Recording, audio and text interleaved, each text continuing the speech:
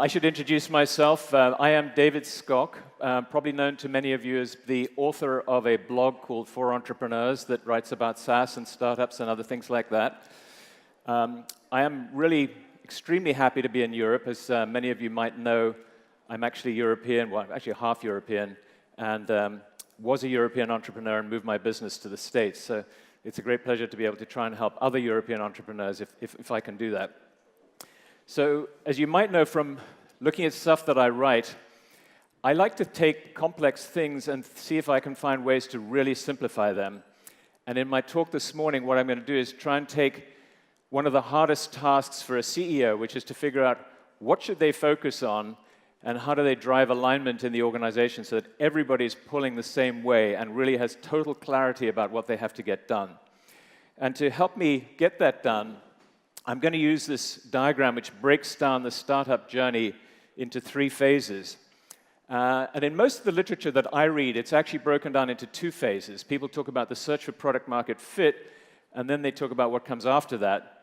And I think that there's a really important additional step here that's one of the hardest steps for most founders, and I call that the search for a repeatable, scalable, and profitable growth process. And why this is so hard for most founders is that they're frequently product people, they've come from an engineering background, and they're not used to building a go-to-market machine. So let's use this diagram here, but before we do that, I want to raise an interesting question for you, which is, I want to pose for you something that I find to be really helpful, which is, what is the most important question that you should always bear in your minds at all times? And that is, when are we going to run out of cash? Because fundamentally, if you don't solve that problem, you don't survive. So everything else kind of falls into secondary position behind survival and cash. And once you ask that question, it then brings up the second question immediately afterwards, which is, how are we going to successfully raise our next round? And that will bring you to this question of what milestones you have to hit to be successful when you do that next fundraise there. So what I think is one of the most helpful diagrams to have in every board meeting is this cash out graph, which shows when you're going to run out of cash. And then I like to kind of back up a little bit and allow some time for fundraising. And then at the point where you see here I allowed 3 months. Somebody told me in Europe that you can't allow 3 months. It takes longer in Europe, which was terrible news to hear for you guys. But assuming that it's 3 months, you want to be in position and recognize this date very carefully, because that's the date that you have to have your milestones ready to be able to do a successful pitch to go and raise capital. And so the interesting question is, well, what are these milestones here? And I think what I love about this diagram is that it really brings into focus the fact that there is a very, very short time period by which you've got to resolve your business. By the way, I think the audience is a bit distracted by these lights that are hitting them. So if there's any way to stop the disco effect while I may start dancing up here to. Thank you. So we've got. As I say, I think this diagram is very cool because it suddenly creates a sense of urgency and time pressure, and a realization that you have way too much to get done. Your dreams are probably this big. And as soon as you realize how little time you've got and how little capital you've got, you realize something horrible has to happen, which you've got to squish down this huge set of things that you want to get done and cut out a lot of stuff because you just don't have the resources to pull it off. So it's a race against time. And in my view, the one way that the really successful startups have solved this problem is that they have leaders who've really understood the only way we're going to solve this problem is to have every single person have incredible clarity about what we need to do and be totally aligned. And to do that, I'm going to help try and figure out what the things are that you should get everybody focused on. And one way of looking at that is to go back to cash. Since you're having to raise money, let's go back to these milestones that you need to reach to successfully close your next round. So one way of thinking about startups is that there could be a perception that just as soon as you've started working after you've raised your first round of money, your valuation just nicely creeps up, so it's automatically going to increase. You've been at it 6 months, you've been working hard, valuation must have gone up, right? Wrong. It unfortunately can actually go straight down because you're not showing any new results. And really what happens with startup valuations is that they move in lumpy jumps here when you hit specific milestones. And it takes recognition of what these milestones are to understand how you're going to have a successful fundraise here. So one way of looking at this to figure out what these milestones are is to think about how VCs assess risk and how they view risk dropping off. So this graph shows how a growth investor looks at risk, and they use numbers. They look at profitability, they look at growth rates, they look at revenue, gross margins, sales productivity, and things like that. And as far as they're concerned, the risk starts to really drop at the point where you've got all these numbers really in a lined up row. So if you want to do growth-oriented fundraising, that's the point at which you're able to do it, at that particular milestone. Fortunately, there are a bunch of early-stage investors who are capable of looking beyond the numbers and assessing other factors, and for them, they actually have a way of seeing how risk is being reduced based on things like the founder's pedigree, the markets they're going after, the type of product they've got, some early product indications. And for them, you'll see that after product market fit starts to become in evidence, there's this gradual reduction in risk as you go through this search for repeatable and scalable growth process here. And so, as you might expect, as risk goes down, startup valuations increase. So our job here is to really recognize how do we get ourselves to the point where we can get the best valuations for our startups. So I mapped on top of this diagram some of the common rounds that we're used to seeing, the seed rounds, the Series A rounds. And let me just use maybe the Series A round as a starting point here and suggest that as you end your seed round, you really want to be crystal clearly demonstrating great product market fit, but not necessarily much of the evidence of a repeatable and scalable growth process for a successful Series A round. And to me, one of the ways that I would think about scoring that would be, do you have a number of customers that you've sold the product to? And most importantly, are those customers really happy with what they've bought? Are they using it? So I will look at engagement metrics, and I will want to see on a customer-by-customer basis or a cohort basis what's happening to engagement over time to see whether the usage is dropping. Do they use it in the first month and then stop using it? That's not great. If they use it in the first month, it drops a bit, but it stays flat, that's fine. That shows some good usage patterns there. Other question I would really ask is, are they really getting the business benefits that you promised with the product? Or is it something that's kind of a nice to have that they might rip out if it was taken away? They wouldn't really bother them and damage their business too much. And the churn should be very low. So if you have these, I think you have reasonably good evidence of product market fit and you're in a Series A position there. Let's look at what happens if you get to the other end and you're trying to raise a growth round. What kinds of things people are going to be looking for there? Well, to me, this is all about these 4 words. Do you have a predictable and repeatable growth process? And do you have the ability to scale that? And is it a profitable growth process? Because if it is, then the investor's going to look at that and say, well, this is great. We have a situation here where we can put money in, and they know exactly how to turn the crank and scale this thing, and because it's profitable, it's going to generate money there. So let me dive into those in a little bit more detail and give you a quick sense of how an investor's going to look at this. And for me, the number one thing that I look at as a really clear indicator that you do have the scalable and repeatable growth process is that you have growing bookings. And in the SaaS world, bookings is a very bad term. It's a very confusing term. It can be used in many ways. So actually, the real correct way to describe this is net new ARR, or possibly MRR if you're using MRR instead of ARR. And if you read my blog, you'll know that net new MRR is comprised of 3 components. What did you get from brand new customers that you signed up in the quarter? What did you get from expansion from existing customers added together? And subtract out the third piece, which is what did you lose from churned customers? And that's some of those things. That, to me, is the bookings number in a SaaS business. And what I'm looking to see is that that is growing in a consistent quarter-on-quarter basis. Very, very hard thing to do, so don't worry too much if you haven't achieved it yet. It's not easy to get this right and happening. So the one thing I will tell you is very few entrepreneurs walk in and show me this graph, and they're not even tracking this graph, and I'm quite surprised by that. What they all walk in and do is show me the ARR graph, and they're very proud of the graph because it's going up and to the right. And the first thing I look at that graph is I actually run the differential on that graph to get the bookings number out. And to me, if the graph has got that shape to it, I know their bookings are growing, but if it's flat, then I know that they're not growing bookings. So they're reasonably successful, but they haven't figured out how to repeat and rinse and repeat and scale the process of adding salespeople, increasing their lead flow. And so this is a huge challenge. And we'll talk a little bit about how you might go through that challenge and solve it. So I don't want to say this is easy at all. It is not easy, and it's certainly one of the great topics of conversation once you get through product market fit is how to get this reliable, consistent increase in bookings here. So one of the key metrics that you have to solve if you have a sales force in your sales process is adding new sales reps and getting them to be productive. So I like this chart here where I've got every single salesperson on their own row, and I'm looking quarter by quarter, and I'm giving them a green if they're above quota, an orange if they're between 70 and 100% of quota, and a red if they're below 70% of quota.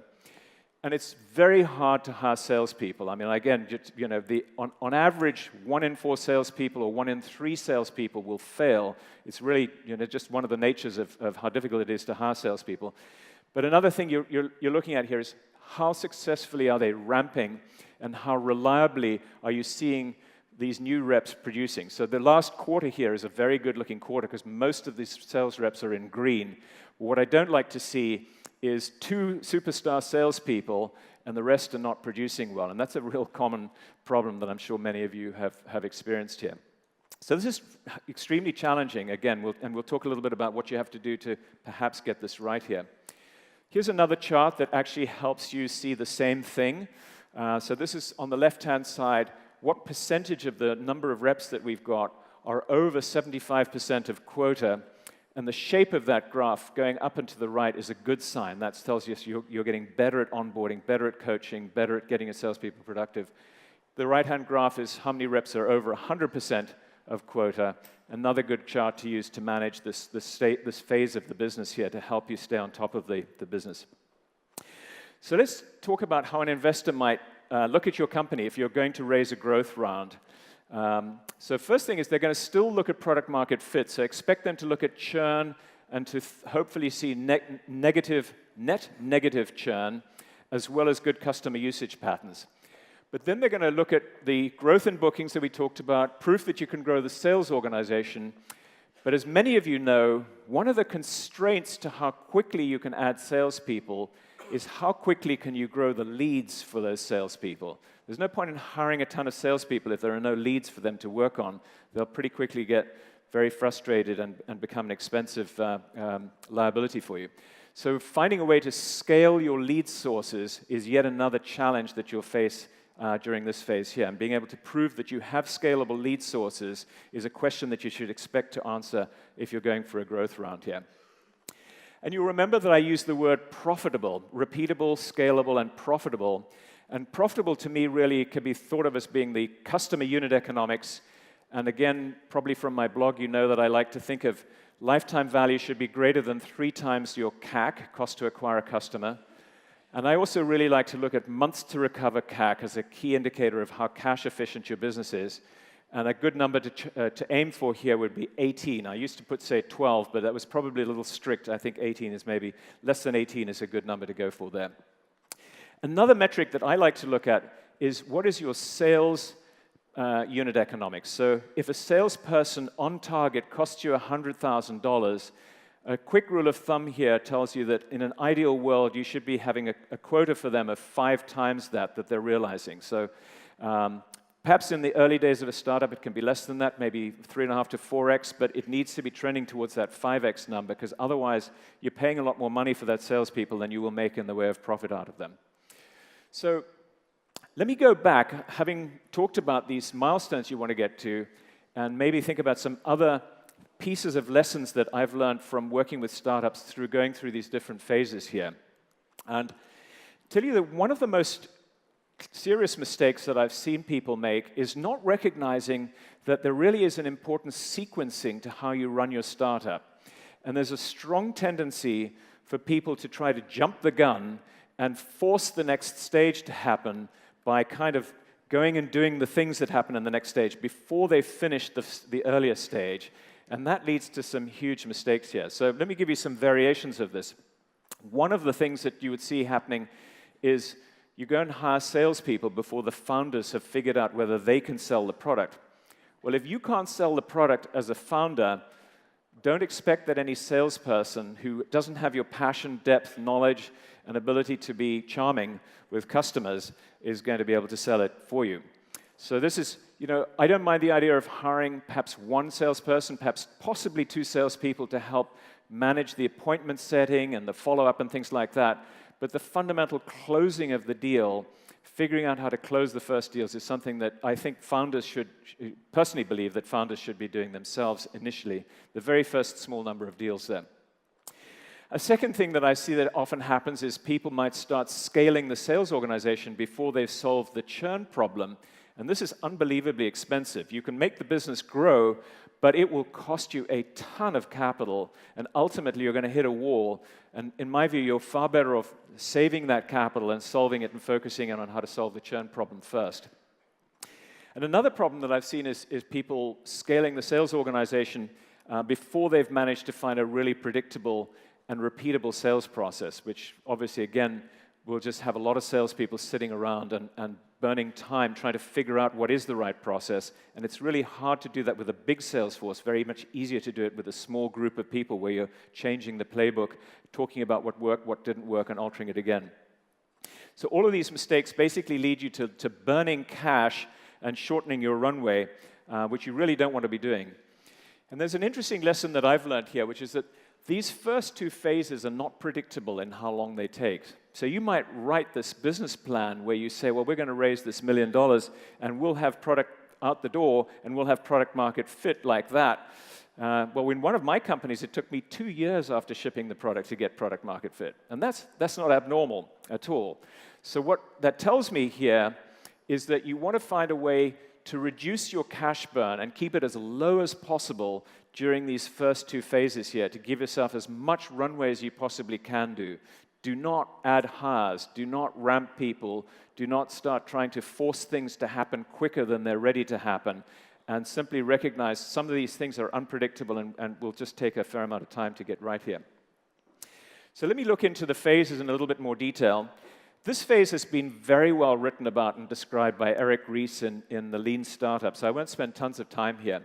But I think of it as maybe having three key areas of it: the validation of the idea, the figuring out the minimum viable product, developing that, and then these closing of these early access sales and getting those customers to be successful.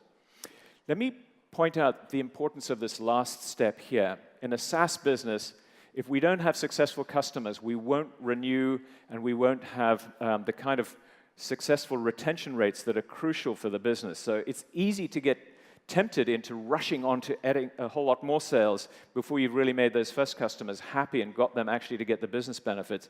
My recommendation is don't do that. Slow down, finish this step properly, really be sure that you're actually giving those customers the true business benefits before you rush on to signing up the next customers here. And the number one problem that we see with startups that have gone through this product market fit stage is that they did not spend enough time meeting with customers before they built the product.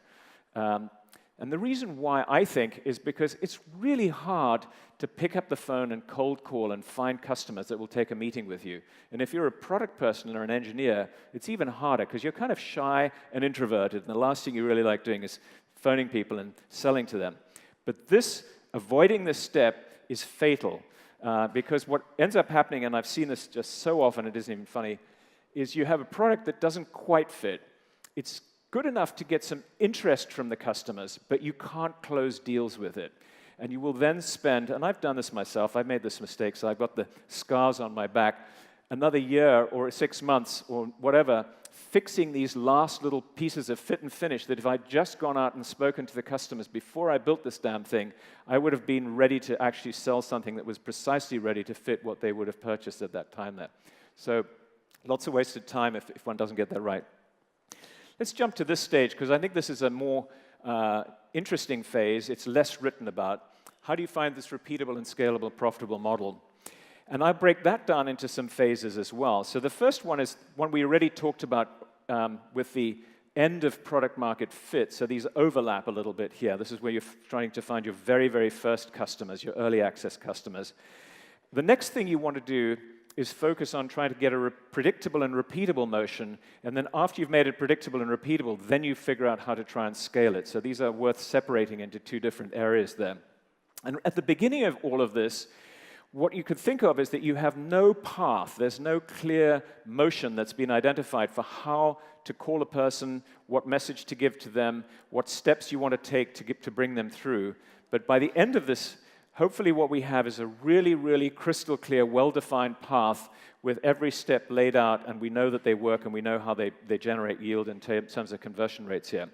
So how do you start if you're presented with no path and you want to figure out how to get that path? Well, I suggest, one of the key things is to pick a single target market, maximum 2 target markets. And by target market, I really mean a very small sub-segment that may be tightly cut down in terms of it's a vertical and they're doing this particular use case, even though your product can actually tackle a much bigger, broader marketplace, because you will make your lives so much easier by having this very tightly focused target market and a single use case as well. So one of the mistakes that you can make at this phase is to go out and sell one product to an insurance company who's using your product to do this, another product to a bank who's using it for a totally different application, yet another one to a tech company, and they're using it in a totally different way. That is not repeatable. That the messaging for each one of those customers is totally different, and you make your life just harder if you try to do that versus focusing down and getting to a much more simple use case. Once you have that, here's another problem that I see tripping a lot of startups up: messaging. The reason why is that they're so passionate about their product and these fabulous features that they've engineered with it that they want to talk about the product and the features. And I love this story where I'm actually going to change this story for you, but imagine you're a Black & Decker employee and you got called into the annual meeting, and the Black & Decker CEO stands up in front of you and says, "I've got good news and I've got bad news. The good news is drill sales are up and we're doing very well. The bad news is we didn't give the customer what they wanted. The customer wanted holes. If they could have gone into a store and bought a packet of holes that they could just stick on the wall, they would be much happier than buying this drill." The problem with us founders is that we love talking about our drills. We're completely obsessed with our drills and the features and the speeds and things that they run at, and we don't realize the customer doesn't give a damn about that. They actually want to talk about the whole. So in messaging, if I can suggest to you the huge mistake I see people make, don't talk about your features. Talk about the benefit that you're going to bring to the customer, and then perhaps describe the features that allow you to deliver that benefit to them. But put it into the message that will resonate with them, and find a way to make sure that it's clear, simple, and short. I can't tell you again how many times I've sat with a founder, and after 10 minutes, they're still busy trying to tell me what this product is that they've built. And you can't do that. You really haven't got the audience willing to spend that amount of time with you there. So once you have that, what most people will do is they will take an initial stab at the growth process. And how this happens is maybe they'll come to a conference like this and they'll hear somebody like Ryan at Qualtrics talking about, well, we did this, or Zendesk did this particular thing, and they think, well, we should probably try that same thing there. And so this is how a lot of sales processes get designed. So this is what I think of as a vendor-centric approach. So you've thought about the sales process in terms of how you want it to work, and in my view, it's not the right approach. It leads to huge problems that don't really get resolved until you've spent a lot of money on them. I have a way of thinking about this, which is to make this whole thing buyer-centric. Start by going out there and really getting to study who the buyer is, how they think, what it is that their boss thinks of them. And unfortunately, since I have so little time here, I threw my slide for the questions I like to use to build a buyer persona into the appendix of these slides. And these slides are up on my website for you if you're interested in this. But my questions to build a buyer persona are substantially different from those that you'll find in most other people's templates there. And they're really designed to help you build this sales process in a way that's going to work for a buyer there. And what I like to then do is map out the steps that the buyer goes through to buy the product, not the way we want to sell it to them. And then I might throw below that the diagram of how we think we might want to sell it to them as well. And I start to notice some interesting things here. As I start going through their thought process as they're going through those steps, I realize that they're almost certainly going to shortlist competitors in this thing. They're not ever going to buy a product without looking at the potential other alternatives. So can we help with that and perhaps add in a competitive features matrix? Another thing that they always have to do, or not always, but often have to do, is an ROI justification to their boss. Can we make their lives easier by building an ROI tool that builds that whole presentation for them? Because they're generally lousy at creating these ROI documents that are credible for their bosses. So do it for them. Don't take that step away. But go through, the trick here is simple. I believe the geniuses in sales and marketing are the people who are best at putting themselves inside their customers' minds and asking the question, well, if I was a customer and I came to our website, how am I going to react to this thing? Do I find the buttons that are meaningful to me? When I start your free trial, how hard is it for me to go through your free trial? Is there a painful series of steps here that are going to slow me down in getting through those, the time to wow here in your free trial? And so that buyer-centric mentality will enable you to get far cleverer at designing a sales process that's going to really work there. And you may find, as you go through that you realize that your buyer has certain really key objections that have to be overcome for them. So here's a common one. They have security concerns about their data, particularly probably in Europe. This is a key one.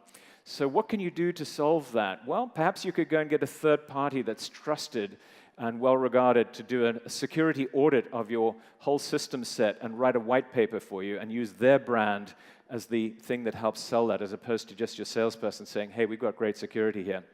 But hopefully you can see what I'm doing here, which is recognizing that if you design the sales funnel, you'll design it wrong because you are not capable of doing the right process if you're coming from your standpoint. Put yourself in the buyer's shoes and design it from there. And I do a whole speech on this, and I have a whole series of blog posts on just this topic that go into a lot more detail if that's interesting to you. So once you've done that, one of the most critical next steps to do is to fire up an initial lead source. So you've got a flow of people starting to come through the business that you can now run experiments on. And often this is Google AdWords. It doesn't need to be anything sophisticated, just something to get you an initial flow of leads flowing through so you can start testing your messaging, testing your sales, and building a mission.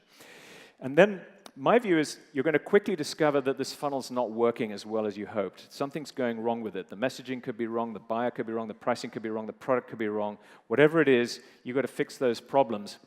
And I like to recommend a funnel conversion group meeting that is attended by these 4 groups here: sales, marketing, product, and customer success.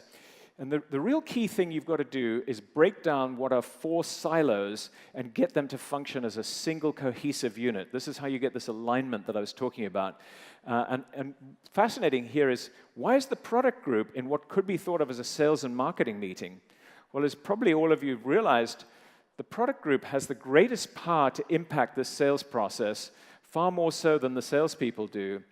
Because of clever things like the ability to come up with freemium versions of the product or free trial versions of the product, or to solve the difficulties that are experienced by a customer who's come into a free trial and they're just getting landed with something that's just too difficult to get through there.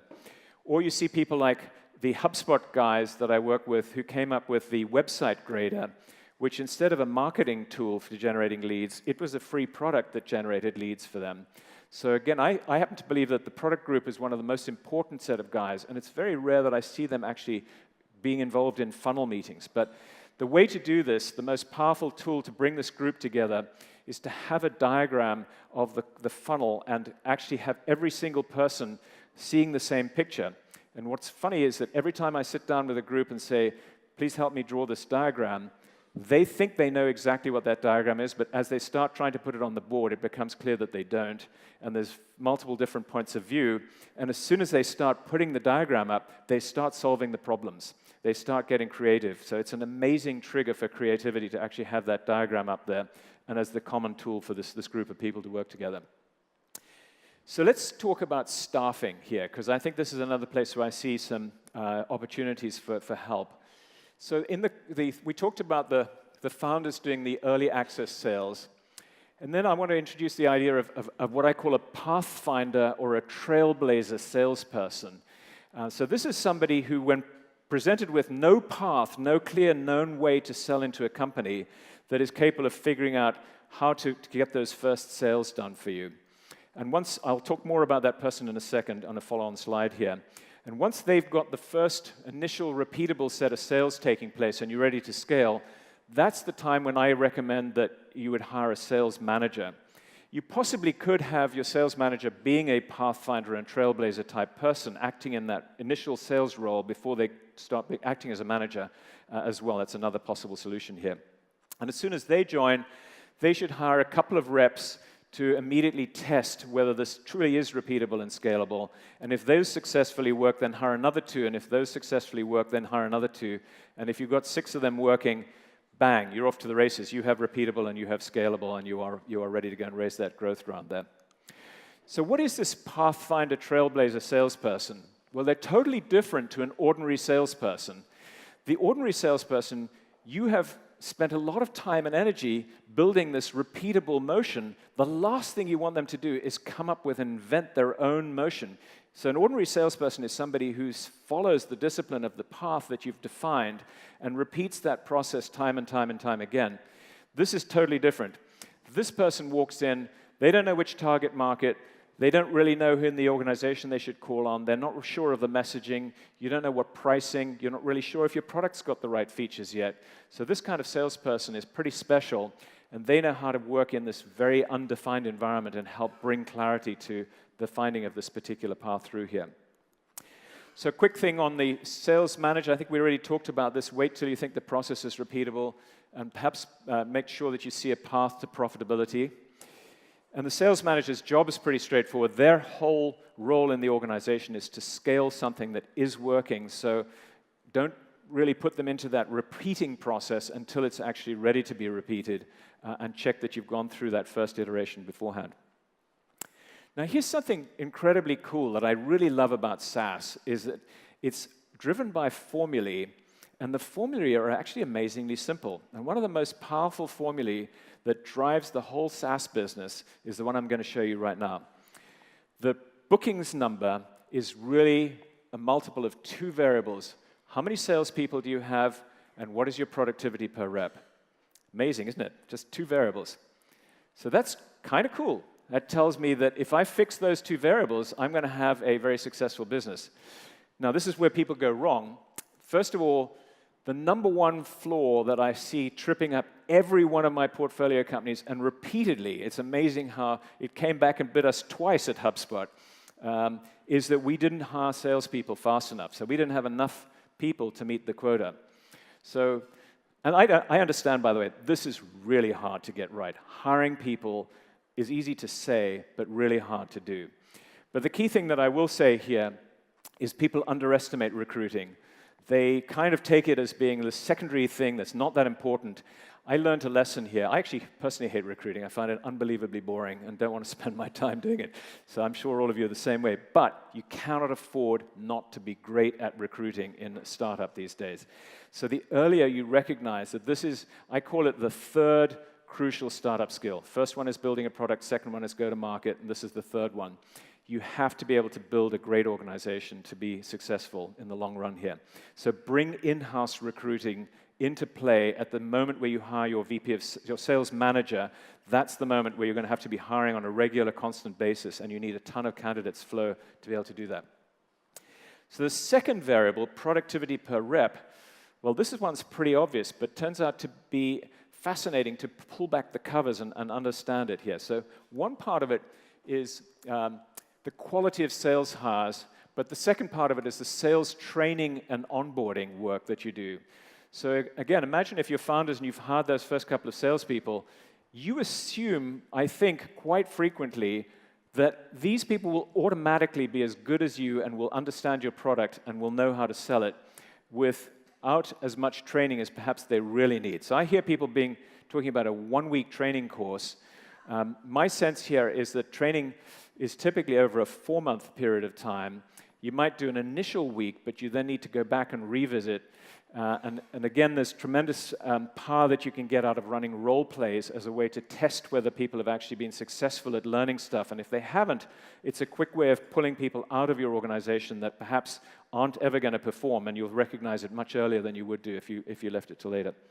And I think it's worth founders spending time creating the onboarding playbook when you hire salespeople, even though it feels like a boring thing to do and not that strategic. It's super strategic because this variable is just unbelievably important in driving your bookings.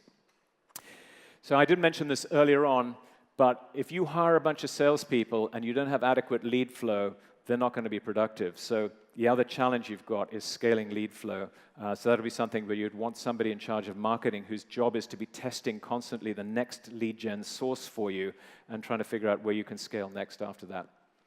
And there's an easy formula that you can use. If you take the conversion rate of your whole funnel and you reverse it, you can say that for one closed deal, you can work out that perhaps you need 100 raw leads or marketing qualified leads for that.